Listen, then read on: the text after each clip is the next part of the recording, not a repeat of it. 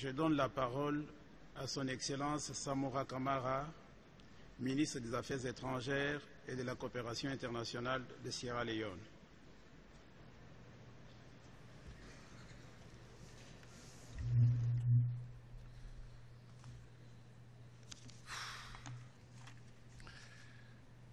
Mr. President, Monsieur le Président, Excellences, Mesdames, Messieurs,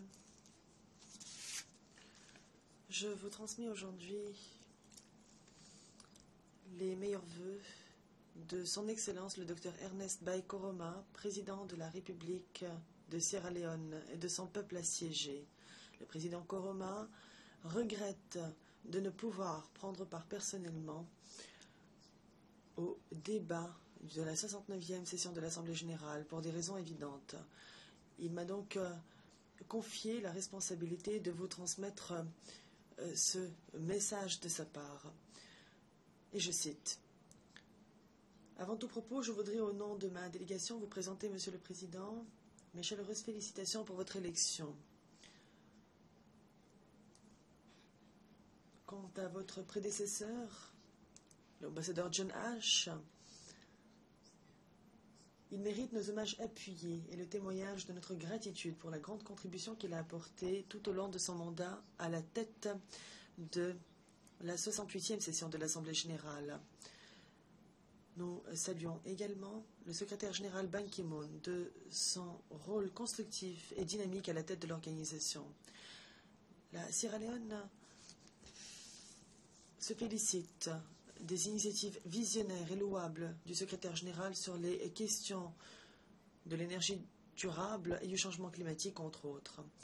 Et nous saluons notamment sa forte réaction face à l'épidémie d'Ebola qui cause de nombreuses souffrances, qui met à mal notre dignité et notre survie même. Nous continuerons à appuyer ces initiatives ambitieuses pour un monde meilleur et plus sûr.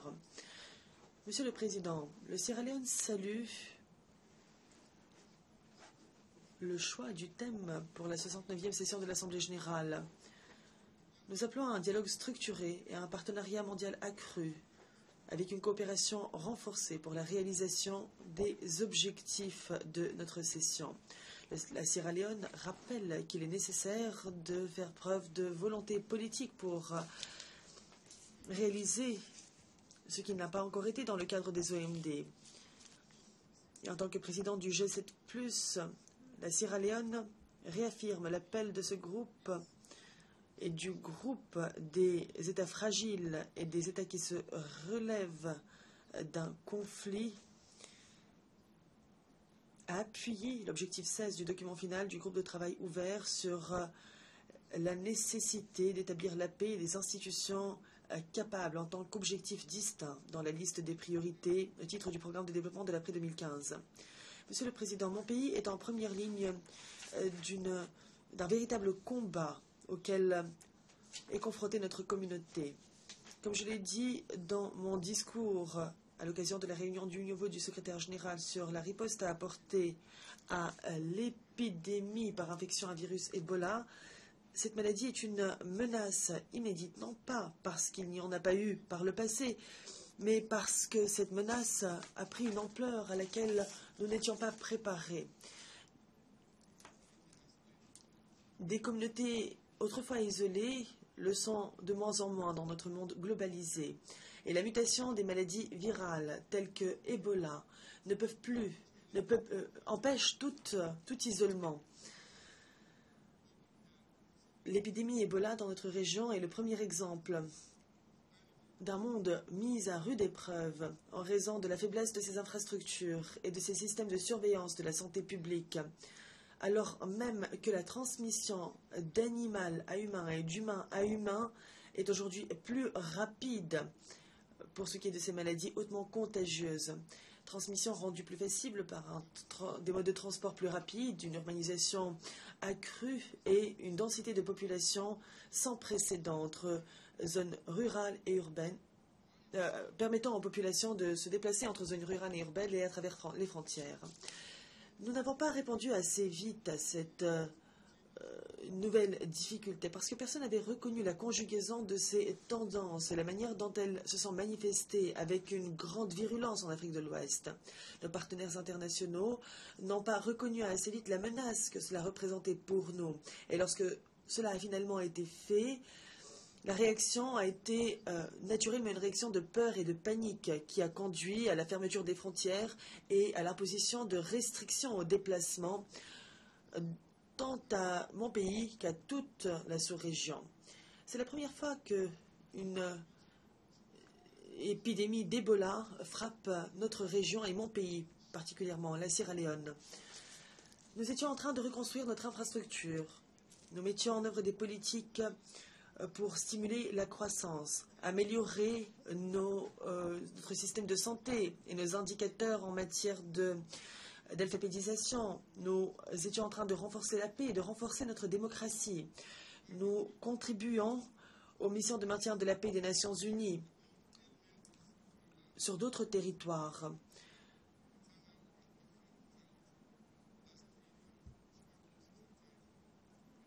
Le monde saluait les efforts que nous déployions. Nous étions un symbole de paix après un conflit qui a dévasté notre pays pendant 10 ans. Nous étions actifs en matière de promotion et de protection des droits de l'homme. Et la reconstruction socio-économique battait son plein. Nous avions connu des maladies telles que le paludisme, ou alors des phénomènes tels que la mortalité maternelle et infantile, la fièvre Lassa, la tuberculose et la typhoïde. Et Ebola est venu s'ajouter à tous ces défis. Grâce aux conseils qui nous ont été prodigués par nos partenaires internationaux, nous avons mobilisé tous nos efforts pour répondre à cette menace qui nous était inconnue. Mais les équipements, les médicaments et les systèmes n'étaient pas appropriés, ce qui a ralenti notre riposte. Plusieurs mesures ont été adoptées. Nous avons déclaré l'état d'urgence et nous avons fait en sorte que des personnes compétentes, des agents de santé puissent aller dans chaque foyer. Aujourd'hui, la plupart des personnes dans mon pays savent quelle est la menace que représente Ebola. Ils en connaissent les symptômes, qui sont apparentés à ceux du paludisme, de la typhoïde, la diarrhée et d'autres maladies infectieuses. Mais ils savent aussi que ce virus est beaucoup plus meurtrier et qu'il faut aujourd'hui changer les comportements pour contrer sa transmission, pour l'enrayer. Monsieur le Président, le virus a perturbé les relations socio-économiques. Nous ne sommes plus en mesure de faire respecter nos pratiques culturelles, y compris le fait de se serrer la main lorsque nous nous accueillons les uns les autres, sans oublier les cérémonies communautaires d'enterrement et religieuses qui sont aujourd'hui bannies. Nos populations vivent dans la peur et ne peuvent comprendre la nature de cette maladie qui fait de nombreuses victimes et qui empêche les membres d'une famille d'enterrer leurs proches. La suspension sine die de plusieurs projets en matière de développement et la perturbation des activités d'agriculture, des activités manufacturières, de construction, de tourisme, de transport public et de commerce à la suite du déclenchement de la maladie sont aujourd'hui en train de compromettre la croissance et le développement humain de mon pays. Le FMI a estimé à 3,3% la chute du PIB prévue en 2014, qui devrait passer de 11,3% à 8%. Ebola a aujourd'hui assombri les perspectives socio-économiques de mon pays et risque d'annuler les acquis si difficilement obtenus en matière de consolidation de la paix. Monsieur le Président, nous saluons les efforts des pays individuels et des organisations internationales et nationales qui ont engagé de nombreuses ressources pour mener ce combat. Nous saluons l'adoption de la résolution historique des Nations Unies au Conseil de sécurité, la résolution 2177 et la résolution de l'Assemblée générale ARES 69.1.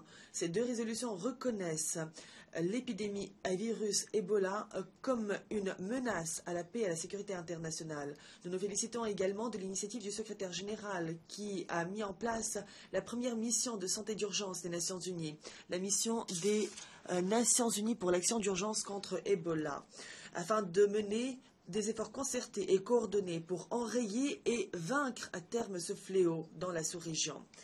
pour vaincre cette maladie et pour empêcher des épidémies de la sorte de se déclarer dans le monde ailleurs, nous devons améliorer nos capacités de riposte. Pour ceci, il faut déployer suffisamment de personnel, avoir des médicaments et des équipements en quantité suffisante, et tant au plan national qu'au plan international. Une riposte plus rapide, en effet, rend la mobilisation des ressources plus facile. À l'échelle nationale, notre effort doit se traduire en initiatives efficaces qui visent les communautés urbaines et rurales. Toute rupture dans cette chaîne de riposte rendra le défi encore plus difficile à relever, ce qui risque d'entraîner davantage de morts dans notre pays et dans les pays touchés. Et le virus risque également de muter et de se propager vers d'autres pays où il n'est pas actuellement présent. Le monde a donc besoin d'une infrastructure de riposte mondiale plus active afin de contrer cette tendance qui se manifeste aujourd'hui dans les pays de l'Afrique de l'Ouest, certes, en Guinée, au Libéria et en Sierra Leone surtout, mais il faut garder à l'esprit qu'aucun pays n'est à l'abri. Ebola va plus vite que nous. Et pour que notre action soit efficace, les capacités de traitement doivent dépasser le nombre de cas d'Ebola. Seulement lorsque le nombre de lits disponibles dépassera le nombre de cas, nous pourrons dire qu'Ebola est maîtrisé. C'est une lutte qui appelle les efforts de chacun. Nous devons prouver que l'humanité sera à la hauteur de ce nouveau défi qui menace notre existence collective. Nous pensons aussi qu'il est grand temps que l'Assemblée fasse entendre sa voix sur la question des interdictions et d'annulations de vols vers nos pays à la suite du déclenchement de cette épidémie. L'OMS et d'autres ont recommandé de lever ces interdictions de vol. Nous pensons qu'il faut aujourd'hui exhorter les États membres à revoir leur politique d'isolement et de stigmatisation des pays touchés par Ebola, car ces stigmatisations touchent surtout les citoyens de ces pays. Le monde est trop globalisé aujourd'hui pour que puissent être mises en œuvre des politiques qui visent à éviter tout contact avec une nation démocratique comme la nôtre. L'ONU a été fondée sur un mandat noble. La sécurité humaine doit être confrontée et non pas évitée. L'organisation a également été fondée sur le principe du faire mieux. Nous appelons donc à ce que les États membres soient fidèles aux idéaux fondateurs de notre noble organisation. Malgré le défi gigantesque que représente Ebola aujourd'hui pour notre pays et pour la sous-région, nous continuerons à être un partenaire fiable et stratégique dans les efforts mondiaux en matière d'élimination de la pauvreté, de la paix, de la stabilité et du développement. Mon gouvernement est déterminé à forger des partenariats accrus avec tous les pays, notamment dans le contexte du nouveau pacte pour l'engagement dans les pays fragiles et se relevant de conflits. En tant que coordonnateur du comité de l'Union africaine pour les 10 chefs d'État sur la réforme des Nations unies, nous continuerons de promouvoir la position commune africaine sur le processus de réforme des Nations unies.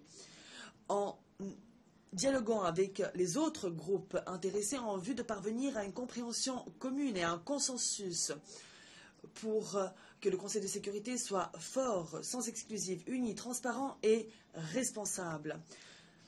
Bien que le monde reconnaisse aujourd'hui l'injustice historique qu'a subie l'Afrique, qui est le seul continent non représenté dans la catégorie des membres permanents et qui est sous-représenté aussi dans la catégorie des membres non permanents du Conseil de sécurité, il est grand temps pour que l'organisation aujourd'hui prenne des mesures audacieuses et mette en pratique cette réaffirmation de l'égalité de toutes les nations, petites ou grandes. Nous apprêtons à commémorer les 70 ans depuis la création des Nations Unies. Il est donc aujourd'hui opportun pour l'organisation de promouvoir le principe de l'égalité souveraine de tous ses États membres et de veiller à ce que les droits et les avantages résultant de l'adhésion aux Nations Unies soient respectés pour tous. Monsieur le Président, nous sommes également encouragés par les progrès accomplis en matière de renforcement de la paix et de la démocratie dans les pays de l'Union du fleuve Mano. Et nous continuerons à appuyer les initiatives de croissance, de renforcement de la démocratie, de paix et de sécurité dans la sous-région. Nous continuerons de respecter les protocoles de paix, de démocratie et de stabilité de la CEDEAO et nous apporterons un soutien sans faille à la construction du dépôt logistique de la CEDEAO en Sierra Leone. Nous appuyons avec la plus grande vigueur l'initiative d'intervention rapide de l'Union africaine pour le maintien de la paix et l'appui aux opérations de paix. Nous avons en outre ratifié le traité sur le commerce des armes, la convention contre la criminalité organisée transnationale et les protocoles connexes. Nous sommes en train d'œuvrer à leur ratification à l'heure actuelle. Nous contribuons également en troupes et aux opérations de maintien de la paix. Et nous continuerons de le faire. Nous sommes terrifiés par les tendances qui sont aujourd'hui, qui en cours aujourd'hui au Soudan du Sud, en Afrique, en République centrafricaine, à Gaza, en Syrie, en Ukraine, en Irak et d'autres régions du monde qui connaissent des conflits aujourd'hui. Nous engagerons notre pays dans la quête commune, globale, d'un accord commun sur les causes profondes de ces conflits et nous encourageons au dialogue afin de permettre une résolution pacifique et durable des conflits. Nous appuyons la notion selon laquelle deux États indépendants devraient pouvoir coexister en paix dans le conflit israélo-palestinien. Nous condamnons tout acte de terrorisme, quelle que soit sa forme et sa manifestation, dans le monde en général et en Afrique en particulier. Le terrorisme est un ennemi commun que nous devons vaincre ensemble. C'est une menace à la paix et à la sécurité internationale. Nous sommes fiers de la tolérance religieuse qui prévaut dans notre pays. Nous pensons que les peuples de toutes les religions et de toute appartenance ethnique devraient pouvoir coexister en paix et en harmonie partout dans le monde. Le trafic de drogue, le trafic des êtres humains, la contrebande, la piraterie maritime, la cybercriminalité, les enlèvements et toute autre forme d'activité criminelle transnationale, organisée ou pas, constituent des menaces graves à la paix, à la stabilité et au développement dans le monde. C'est pourquoi mon gouvernement est déterminé à renforcer ses capacités nationales et à contribuer, par la voie de la coopération internationale, à prévenir et à combattre ces crimes. En tant que pays sortant d'un conflit, nous savons que la violence sexuelle en temps de conflit constitue l'une des injustices les plus persistantes dans le monde aujourd'hui. Nous appuyons donc l'initiative du Royaume-Uni qui vise à prévenir la violence sexuelle, ainsi que la déclaration d'engagement pour mettre fin à la violence sexuelle en temps de conflit. Nous appuyons le travail du Bureau des Nations Unies, du représentant spécial sur la violence sexuelle en temps de conflit et nous appuyons pleinement le rôle moteur joué par le Royaume-Uni pour promouvoir les efforts internationaux contre le recrutement des enfants dans les conflits armés. Concernant la Cour pénale internationale, nous appuyons les efforts visant à garantir la responsabilité judiciaire de manière à respecter les préoccupations de l'Afrique, à les prendre en considération pour assurer sécurité, réconciliation, paix et développement. En conclusion, Monsieur le Président, nous appuyons les efforts déployés actuellement au Conseil des droits de l'homme et nous sommes engagés à ce qu'un moratoire soit décrété sur la peine de mort. Nous allons donc faire un pas de plus pour faire des peines capitales des peines d'emprisonnement à vie, et ce, sur le plan législatif. Nous allons promulguer des lois à cet effet.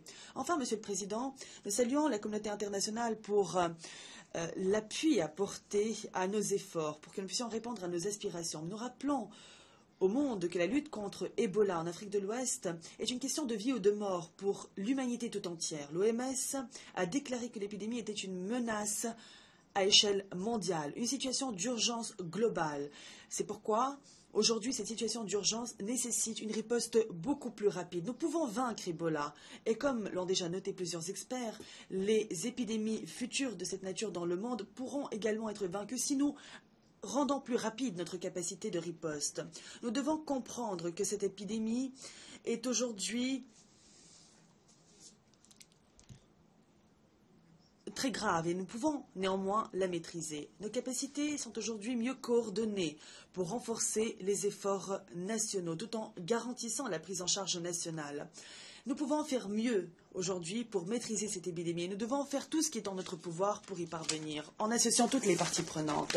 À l'occasion de la 69e session de l'Assemblée générale, j'aimerais aujourd'hui exprimer mes plus sincères condoléances aux familles et aux proches des hommes, des femmes et des enfants qui ont perdu la vie à la suite de cette maladie.